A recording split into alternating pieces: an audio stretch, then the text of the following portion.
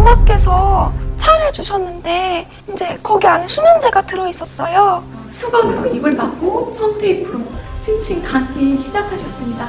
오토바이 날 정도 묶을 정도의 어떤 굵은 진짜 쇠사슬이었는데 그거를 발에다가 채우시는 거예요. 제 얼굴을 주먹으로 마구 때리고 입을 틀어막고 외부와 연락할 수 없도록 핸드폰을 빼앗고 소지품마저 다 숨겨버렸습니다.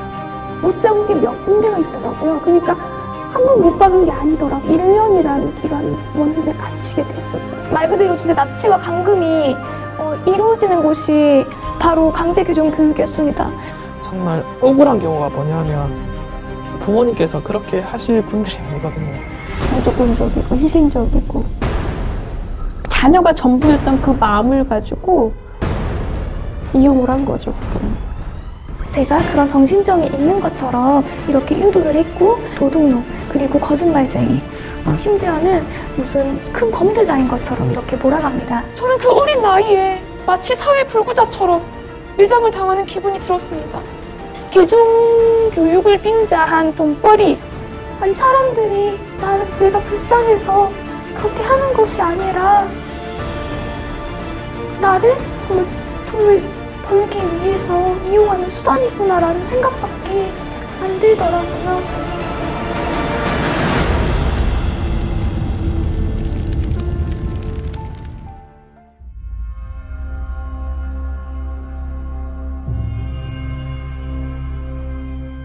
음식물에 수면제를 타셔서 저도 알지 못하게 먹고 잠이 들었는데 이제 어지러운 상태에서 눈을 뜨니까 이제 친척들이 저희 집에 와 있더라고요. 그래서 저는 이제 그곳에서 나가려고 시도를 하였지만 이미 몸은 제가 원하는 대로 이제 움직일 수 없었고 나가려고 했지만 이제 친척들과 부모님께서는 사주를 받아서 저에게 수갑을 채우시고 테이프로 입과 다리를 묶으셨고 이제 큰 여행용 가방에 저를 넣어서 이제 강제로 이동시키셨습니다.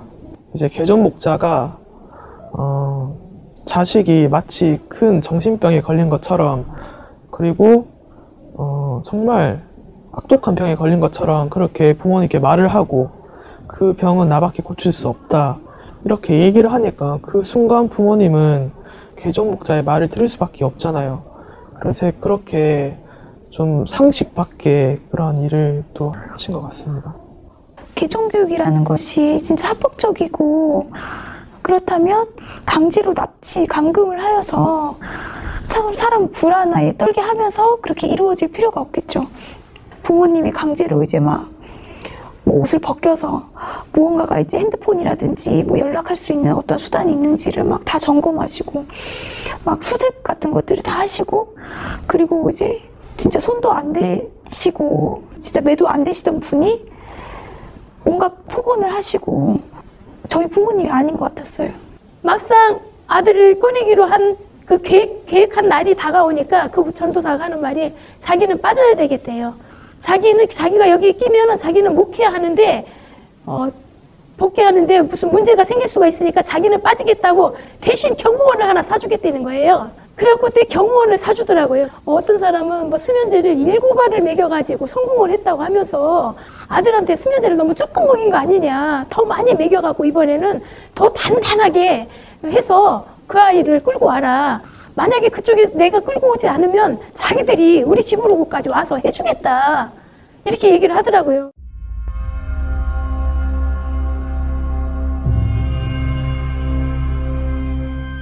감금이에요, 감금.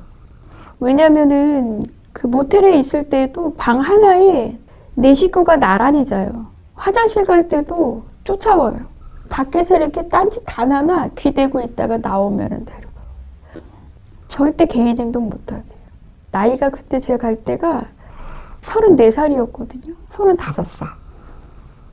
성인 35살을 옆에서 이렇게 팔짱 끼고 다니고 핸드폰 뺏고 그리고 이제 화장실 갈 때도 쫓아다니고 일거수일투족을 감시를 받고 한다라는 건 상상도 할 수 없는 거. 이 대한민국에서. 그것도 가족이. 경찰이 와도요. 가족이라는 이름 때문에 전혀 손을 댈 수가 없게 만들어요. 그리고 원룸에 갇혀 있을 때 그 주변에 막 그런 상황들이 또 많이 일어나요. 그럼 살려주세요, 살려주세요, 나 도와주세요. 그런 자매들의 울부짖는 소리 들을 때는 안에서 어떤 것도 해줄 수 없고 바로 옆방에서도 막 그게 옥신각신한 소리가 들려요. 그럼 벌써 자세히 들어보면 우리와 그들과의 싸움으로 막 그럼 또 한 자매가 또 끌려왔네? 밖에서도 막 비명소리가 들리면 또 한 명이 또 끌려왔네? 막 그런 마음 아픔이 엄청 심하죠. 근데 그 주변에 어쨌든 그 교회로 인해서 상권이 많이 도움을 받나 봐요. 그러니까 도와주질 않아요. 도와주세요 해도 그냥 또 어떤 일이 있대하고 그냥 일상적으로 지나치지 안 도와주더라고요. 그 사람들이 우리를 비방하는 말들이 참으로 이제 우습지 않습니까? 성경을 통해서 이제 이것을 기준으로 본다면 참 이곳이 진짜 이제 명쾌하고 정말 그 원칙에 맞게끔 이제 그런 답이 있는 곳인데 그런 것들을 이제 그 뭐 사사건건 이제 그런 말도 안 되는 것으로 이렇게 비방하는 것을 보면 상식이 있다면 이제 그것을 들어만 봐도 이제 뭐가 맞는지 아닌지 알 수가 있지 않습니까? 그쪽에는 말씀도 없고 진리도 없고 하나님 뜻대로 하지 않는다는 것이란 것을 알게 됐어요. 개종교육하는 그 목사들이 그들은 진리가 없고 하나님 말씀이 없고 예수님 말씀이 없으니까 진리를 이렇게 성경으로 하자고 했을 때 그들이 답변을 못 해주니까 저한테 포천의 허브랜드의 향을 가서 맡고라. 자신 있게 당당하게 말씀으로 해야 되는데 성경으로 안 되니까 어떻게 허브랜드의 향을 맡고야 개종교육이 되겠어요. 빵의 영상들을 보았을 때 어느 것 하나 성경적인 것이 없었고 또 성경적인 반증을 통해서 무엇인가 말을 할 수 있는 부분들도 아니었습니다. 모두 다 인신공격에 대한 부분이었고 다 거짓으로 판명이 났던 PD수첩의 영상들이었습니다. 그 교육을 진행할 때는 1대1 교육인 것처럼 이렇게 테이블에 같이 앉게 되는데요. 실제로는 1대1이 아니라 거의 20대 1이라고 보시면 됩니다.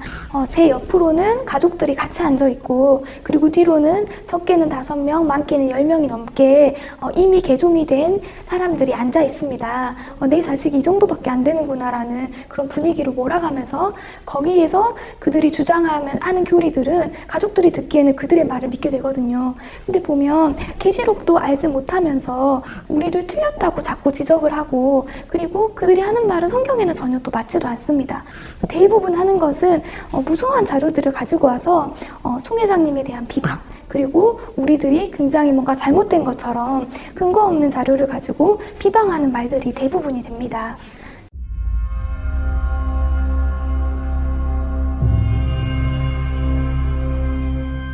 개종교육이 시작되고 저는 황 목사에게 많은 질문을 던졌습니다. 그러나 황 목사는 답변하지 못했고 횡설수설했고 성경과 상관없는 과학 지식만 늘어놓고 나중엔 자신이 설명하지 못하는 부분들이 계속해서 생겨나고 그의 논리에서 오류가 나타나니 원리의 일정을 채우지 못하고 다른 약속이 생겼다면서 교육을 중단하고 가버렸습니다. 그의 무지함은 그 당시 보고 있었던 가족들이 더 잘 알 것입니다. 어린 아들도 그 목사의 말에 오류가 있다는 것을 알아들을 정도였으니 말입니다. 그리고 나중에 남편에게 들은 내용이지만 황 목사는 감사 헌금이라며 남편에게 개종교육 때마다 돈 봉투를 받았습니다. 말씀이라고 한두 줄 제대로 하지도 못하면서 무엇이 감사해서 헌금을 그 목사에게 줘야 하는지 헌금은 하나님께 드리는 예물이 아닌가요? 그런데 그 목사에게 감사 헌금이라니 기가 막혔습니다. 부모님께 정말 거액의 돈을 받고 모든 계획하에서 그들의 개종 교육을 진행을 합니다.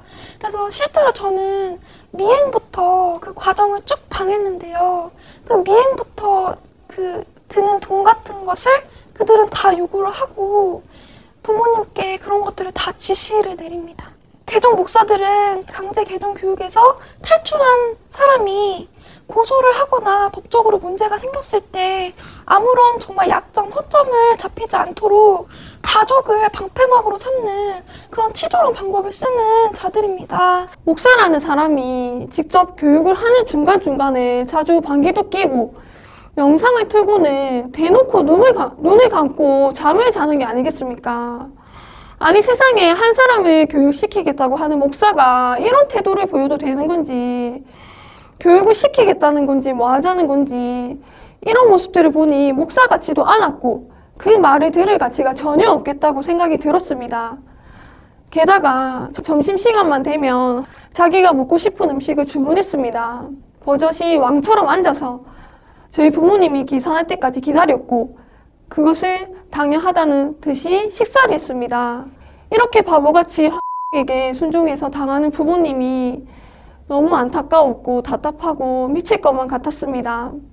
제가 그때 한 5일인가 굶었을 때 그 당시에 저를 가르치겠다고 왔던 그 목사님이 제가 굶는 걸 다 보고 있었어요.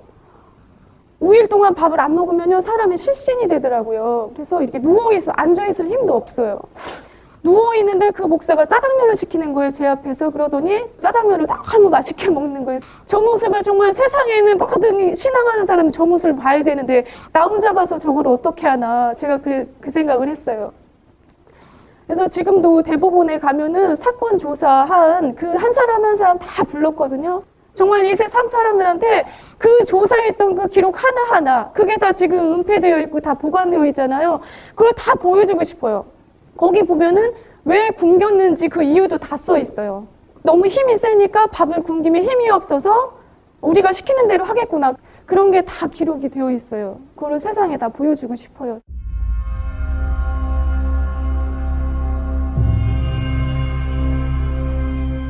화장실, 베란다, 거실까지 못으로 박혀져 있었던 그 상황 가운데에서 정말로 이 사랑하는 가족들이 한순간에 이렇게 돌변을 하고 그 상황 가운데에서는 가족이 가족처럼 보이지가 않았습니다. 그래서 아침에 되었고 오늘은 어떻게 해서든지 내가 여기서 나가야겠다. 어떻게 해서든지 이 상황에서 내가 탈출해야겠다. 나가는 것이 살 길이라고 생각했기 때문에 눈을 뜨니까 아빠는 화장실에 계셨고 이제 엄마는 부엌에서 요리를 하고 계셨고 그리고 이모는 제 옆에서 계속 눈을 떴다 감았다 하시면서 저를 감시하고 있었습니다. 근데 그 후에 이모가 잠깐 이제 잠이 든 사이에 이때가 기회다 싶어서 현관문 쪽으로 갔더니 아니나 다를까 이제 끈으로 묶여져 있더라고요. 근데 너무나 감사하게도 진짜 하나님의 은혜로 너무나 감사하게도 이 끈이 너무나 잘 풀리는 끈이었더라고요. 끈을 풀고 문을 따고 이제 맨발로 슬리퍼를 들고 그 자리에서 그 현장에서 탈출하게 되었습니다. 이것이 이제 첫 번째 사건이었고 이제 두 번째 사건은 집이 2층 집인데 이제 화장실에 사람 한 명 정도 나갈 수 있는 이제 공간이 창문이 있는데 이제 세면대를 올라가서 그 창문으로 나와서 이제 탈출을 하게 되었고 그때 당시에는 신발을 신을 수 있는 그 겨를이 없었고 어떻게든지 이 자리에서 나가야겠다라는 그 생각만 있었기 때문에 눈이 너무너무나 굉장히 많이 왔던 그 맨발로 차 도로변에 정말 미친 듯이 뛰었습니다. 동생한테 내가 화장실을 가야겠다 이렇게 얘기하니까 동생이 그 쇠사슬 풀어주더라고요. 그래서 화장실에 들어간 사이에 진짜 많은 생각을 했었던 것 같아요. 탈출을 해야 되느냐 아니면 그냥 계속 있어야 되느냐.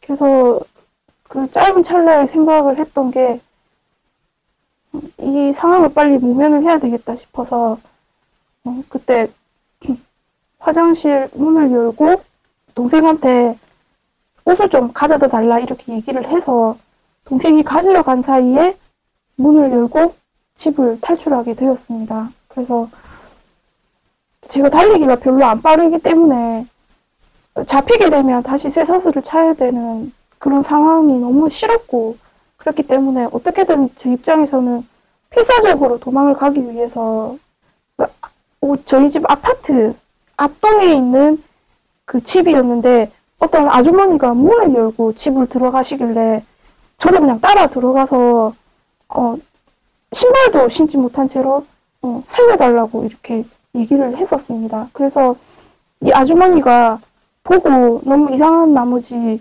무슨 일이냐고 이제 물어봤었고 저는 발에 쇠사슬을 차고 있었고 납치를 당했었다 이렇게 얘기를 했었어요. 그래서 이 아주머니께서 경찰에 신고를 해주셨어요. 그 첫째 날에 제가 그 경찰한테 그 보호를 받지 못했던 그 경험이 있기 때문에 안 되겠다 싶어서 그냥 도망을 가려고 했는데 이 아주머니께서 아무래도 제가 좀 상황이 위급한 것 같고 보통이 아니다 싶으니까 저를 안 놔주시더라고요. 그때 당시만 해도 제가 집에서 있었던 일도 그렇고 너무 정신적인 충격이 커서 뭐 어떻게 뭐 더 이상 도망을 가고 뭐 내 상황을 어떻게 수습할 제가 처지가 전혀 아니었었기 때문에 그 경찰한테 그냥 제 있는 상황을 그대로 얘기할 수밖에 없었고 그래서 저는 다시 그 경찰에 의해서 저희 집 근처에 있는 이제 가게 되었는데 또 역시나 가족의 문제이기 때문에 대수롭지 않게 생각하고 저를 다시 집으로 돌려 보내겠다라고 이렇게 하시더라고요. 절대로 부모님과는 같이 가지는 않겠다라고 얘기를 했는데 이 경찰은 제가 집에 가고 난 뒤에 1시간 뒤에 저희 집에 오겠다. 그리고 휴대폰을 손에 꼭 가지고 있어라. 연락을 받아라. 라는 그 경찰의 약속을 받고 저는 또 부모님과 함께 집으로 갔었는데 부모님께서는 또다시 저를 쇠사슬로 채우셨고 오겠다는 경찰도 오지도 않고 집에 전화도 온 적이 없었습니다. 너가 여기서 이제 나갈 수 있는 방법은 전혀 없다고 하면서 문도 이미 잠금 장치가 다 되어 있었고 밖에서만 열릴 수 있는 문이었고 창문도 가장 눈에 띄는 큰 창문이 있었는데 그 창문을 열어 보여주면서 너 여기로 나갈 수도 없다. 너가 나갈 수 있는 방법은 오직 사인해서 교육받는 것밖에 없다 라고 말하는 거예요. 자기가 이렇게 방까지 데리고 왔는데 한 번도 실패한 경우가 없다고 하면서 이 자매는 30일을 버텼는데 너는 40일 한번 버텨봐라. 자기는 너가 버티면 버틸수록 더 좋다라고 말씀하시는 거예요. 이렇게 사람을 비꼬고 신천지에 대한 그 비방과 인신공격과 그렇게 계속 안 좋은 말들을 막 하시고 듣기 싫다는 보기 싫다는 영상도 억지로 이제 보여주려고 하는 경우도 굉장히 많았어요. 엄마 아빠가 이제 다 사람들이 나가자마자 제가 아예 문이 열릴 수 없도록 혼자 있고 싶어서 그 문을 잠궈버렸어요. 그렇게 잠그고 갑자기 드는 생각이 있는 거예요. 아, 이게 하나님께서 주신 그 때이구나 라는 생각이 들었어요. 그래서 그 방에 있던 가방에 제 옷가지와 이제 제 생활할 수 있는 물품들을 다 쌌어요. 다 싸고 이제 밖에 나가서도 어떻게든 연락을 해야 하고 그런 게 있으니까 계속 다 찾아봤는데 아무것도 나오지 않더라고요. 그런데 아빠가 한 달 정도를 이제 이 교육을 계획하고 오셨기 때문에 담배를 많이 사다 놓으신 거예요. 내가 저거라도 가지고 가서 팔아서 사용해야겠다 하는 생각 들고 그래서 이제 그 담배들을 가방에 다 담고 부모님 잠드실 때까지 눈에 띄지 않을 때까지 계속 기다렸어요. 계속 기다려가지고 그 침대 위에 있는 창문 열어서 이제 나오게 된 거예요. 근데 이제 거기가 이제 시골이었어요. 아무것도 보이지가 않는 거예요. 나와서 일단 여기를 벗어나야겠다는 생각밖에 들지 않았어요. 그래서 계속 타고 올라가면서 굉장히 추운 날이었거든요. 겨울이었는데 보이는 편의점마다 다 들어가면서 이쪽으로 가면 어디가 나오냐라고 물어봤었어요.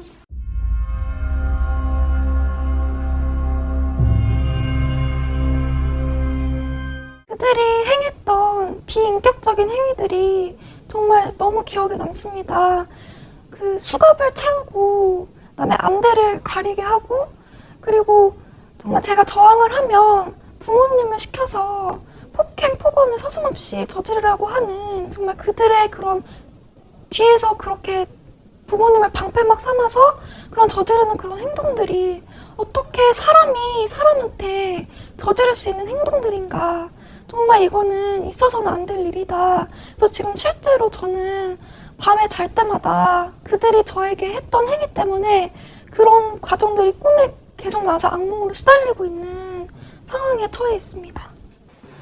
가족들이 난데없이 납치범으로 변하고 징역 2년에 벌금 500만 원의 그런 아주 중형에 해당하는 그런 일을 자행하고 있으면서도 그게 그렇게 나쁜 행위라는 것을 모를 정도로 이 개종 목자들이 상담을 하고 있다는 거예요. 극도의 그런 불안감을 조장을 해가지고 이렇게 한 가정을 파탄에 빠뜨리는 것, 그것이 개종 목자들이 하는 짓이라는 거예요. 그래서 많은 분들이 신천지에서 감금이 되고 납치가 된다고 이렇게 오해를 많이 하시지만 저는 신천지에서 그런 것을 겪은 것이 아니라 장로교 산하에 있는 이단 교육을 한다는 그 교육에서 저는 납치와 감금을 경험을 했습니다. 제가 학교 생활을 했을 때는 저는 신천지 공부를 한다고 해서 모든 것을 다 내려놓거나 그러진 않았고 오히려 학교 성적도 올랐었고요. 대인관계에서 뭔가 문제가 되는 것도 없었고 그런 모든 것이 또 가족들 간에 화평도 굉장히 유지가 되고 있었고 하지만 그 모든 것이 대인관계, 학업, 그리고 가족관계 그리고 저의 개인적인 성향까지 강제 개종 교육으로 인해서 모든 게 다 망가졌습니다. 학업은 휴학을 강요해서 못하게 되었고 그 위로는 사람들의 눈이 무서워서 제가 나가기가 너무 힘들었고 가족들과는 서로 믿어주던 그 신뢰 관계가 많이 깨뜨려졌고요. 대인관계에서도 실제로 그런 트라우마가 많이 생겨서 사람을 믿는데 힘든 부분도 굉장히 많이 생겼습니다. 우리 가족은 정말 남부럽지 않은 화목한 가족이었는데 개종 목사들로 인해 서로를 불신하고 억압하는 가족으로 무너져 버린 것입니다. 그 사실이 저를 가장 힘들게 했습니다. 또한 개종 목사의 지시로 같은 학교를 다니고 있던 지인들이 제가 이단 사이비에 빠졌다고 소문을 내어서 저는 정상적인 학교 생활도 인간관계도 지속할 수가 없게 되고 말았습니다. 저는 제가 앞으로 어떻게 살아야 될지 너무나도 막막해졌습니다. 어느 누구보다도 군대에 있을 때보다도 더 열심히 생활을 했었고 그래서 조금이나마 집에 도움을 주기 위해서 바쁜 학업 가운데도 사실 아르바이트를 2개를 했었거든요. 그래서 지원을 해드렸고 그런데 이렇게 일주일 동안 이렇게 강제로 교육을 받게 되었을 때 정말 어렵게 구한 직장이었는데 그 직장도 다 잘리게 되었고 부모님과의 관계도 많이 안 좋아진 상태였습니다. 그 당시 이제 상황 모든 이제 서류를 내 앞에 두고 그 많은 사람들이 전부 다 나에게 이제 이혼할 것을 이제 강제적으로 요구하더라고요. 가족이었던 목사인 고모부는 나에게 이혼하지 않으면 응하지 않으면은 엄청난 말을 하더라고. 그때 당시 진짜 내 몸을 갈기갈기 찢어서 뭐 길거리에 널어놓겠다는 그런 말을 하고 내 머리를 갈아서 뭐 먹어버리겠다는 그런 말을 하면서 나를 협박하더라고요. 세상 천지에 목사라는 사람이 말씀으로 나를 해유시킬 생각은 안 하고 그렇게 험악한 말을 하면서 협박을 할 수 있는 것인지 나는 그때 당시 너무너무 분통하고 정말 기가 막히더라고요. 또 계속적으로 감금하며 잠도 재우지 않고 말로 고문하는 상황이 너무나 견디기 힘들어서 나는 결국 이혼을 응하고 말았습니다.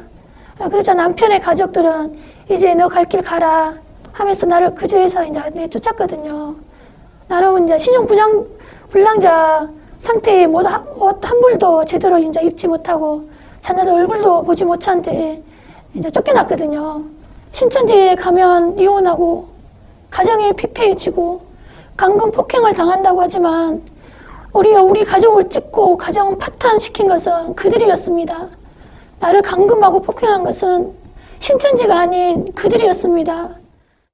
정말 여러분들의 자녀가, 친구가, 그리고 주변 사람이 진짜 그런 상황이 닥쳤을 때 진짜 그 사람이, 사랑하는 사람이 막 호소하는데 그 사람의 의견과 생각은 완전 깡그리 무시하고 그냥 지나가던 사람의 말을 듣고 당신 딸은, 당신 친구는 그냥 미친 사람이야.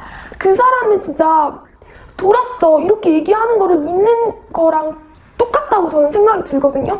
그러면 그 사랑하는 사람이 어떠한 기분이겠어요? 어떠한 정말 감정이고 정말 어떠한 그런 어려움과 마음에 그거를 한번 생각해 주셨으면 좋겠어요. 진짜 그것이 아니라 그 정말 사랑한다면 그 사람의 말을 먼저 듣고 무엇이 맞는지 옳고 그른지 판단해야 되는 게 저는 먼저라고 생각하거든요. 과연 신천지가 어떤 것인지 본인들도 한번 와서 경험을 보라는 거예요.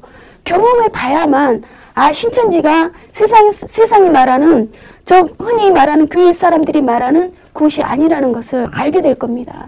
그래 제가 아무리 아니라고 해도 그걸 믿지 못한다는 사람들은 있을 거예요. 왜냐면 보지 않고 이야기한 건 그거는 그 사람이 진실된 마음이 없잖아요. 저는 와봤고 제가 그것을 확인했으니까 당당하게 이야기할 수 있는 겁니다. 네, 우리나라는 종교의 자유가 있는 나라입니다. 그럼에도 불구하고 강제적으로 개종교육을 하는 것은 엄연히 불법이고 범죄 행위입니다.